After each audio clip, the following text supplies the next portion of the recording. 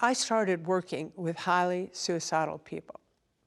As it turned out, the people met criteria for borderline personality disorder, but A, I had never heard of borderline personality disorder, and B, I didn't know what it was. Even if you told me the name, I wouldn't have known. So that was the beginning of the whole thing. I had no idea what I was doing, except that I was studying suicide.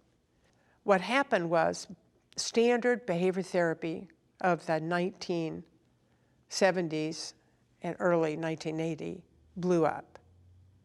And the main reason it did is because what it requires for it to work is for a person to come in and you be able to say, okay, here's the problem and here's what we'll do to change it. And for the person to say, okay, I'll try that. But the people I was dealing with immediately said, you're saying I'm the problem.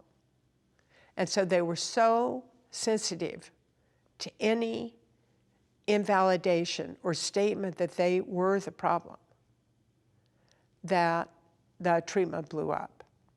And they would either get angry at me, hide behind a chair, storm out, quit therapy, yell and scream, cry, or say they're going to kill themselves.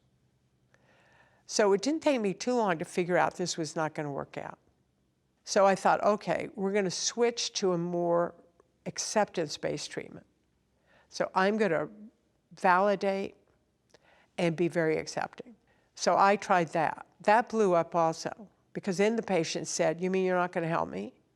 You're just going to listen to me? Most of the patients I treat have already been through a whole lot of therapy where you talk, get listened to, and understood. The problem is talking, being listened to, and being understood doesn't necessarily make anything change. So then they got really upset with me because I wasn't helping them change. So that's when I realized that I had to pull together a major emphasis on change with a technology of acceptance. So I had a technology of change, now I needed a technology of acceptance. The technology of acceptance primarily was validation.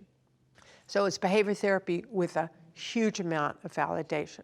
So problem solving, validation are the core components of the treatment.